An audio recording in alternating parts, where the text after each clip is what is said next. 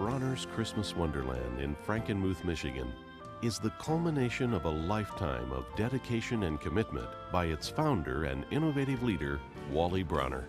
Wally's strong beliefs in faith, family, community, and mankind have left a legacy of love, peace, hope, and joy to the millions of visitors, as well as the local and world communities whose lives he has touched. When I went to college, then I worked a couple of years for the president of the Jennison Hardware Company. And then when Wally came one night, they asked him what he did, and he said, well, he was doing some window trimming and sign painting. He said, well, you know, we could use our windows trimmed. So that's how he got his window trimming job at Jennison Hardware Company.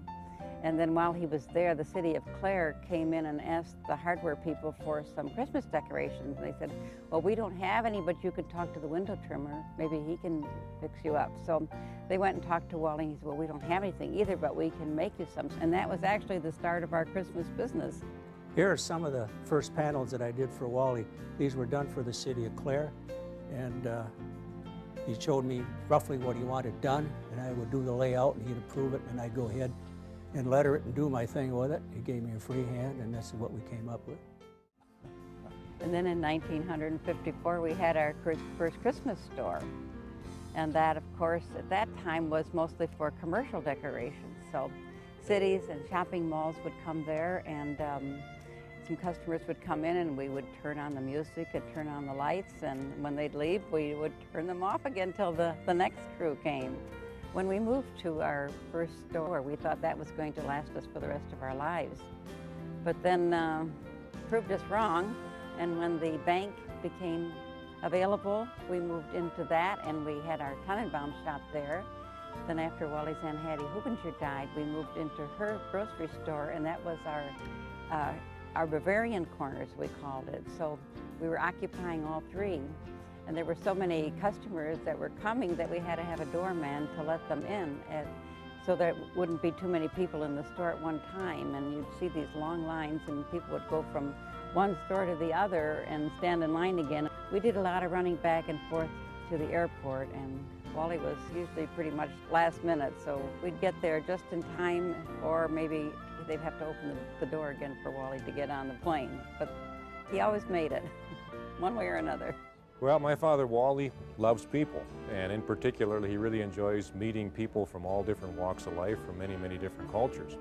I've had the opportunity to travel with him for many, many years, along with some of our buyers, as we visited various factories in Europe.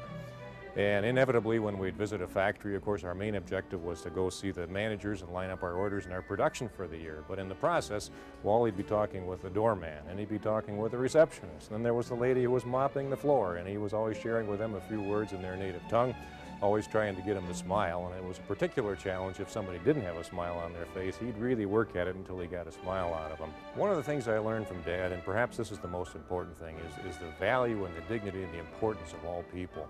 He really does appreciate everybody's role, everybody's importance. And if people respect you and have that value and that appreciation for you, they're going to give you 100%. And that's very, very important in a business relationship. Often the question gets asked, what makes Bronner's a success? Well, the answer is quite simple. It's people. Those people that take the time to visit here, and we're thankful for each one of them. I'm surprised at how many people Wally knows all over, and the kind of people he knows. Everywhere you go, it's hi Wally, and how is Irene, and how is the family, and how is your new building project? They all know the guy, and it's really impressive. And Wally is a warm and fuzzy guy, not just to the high and mighty, but also to the common folks. And you can see that. It really jumps right out at you. That's why I stayed with him so long. Wally was a fantastic man to work for, a good Christian person, and people always say, Eddie, why do you stay there so long? And I say, I like it here, and Wally's a super guy to work for. Christmas decorations, that's an exciting subject. You know, really, you wouldn't need any decorations. The most important part for decorating is that your heart is decorated with joy, love, hope, and peace over the joy and significance of what it means. Christmas, the observance of Christ the Savior's birth. I was always very impressed with my parents' relationship with God. He was always number one in their lives. We also learned as Christians, wherever there's a Christian, there's a missionary, and wherever there's a missionary, there's a mission field. So I like to think of our place of business as a mission field. Merry Christmas, Blessed Christmas, those are favorite expressions and words dear to the ear.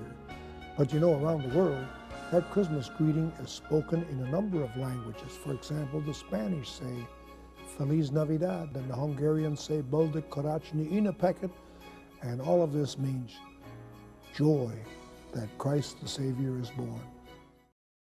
At the suggestion of our city manager, he suggested we move to the south end of town, or that would be a good place for us. So finally, when we moved down there, we built a huge building, which we thought would be good forever. But we were down there from 1977 till 1991 before we added on. And then we doubled the place. It just continues to grow as God has continued to bless us, and we're so thankful for that.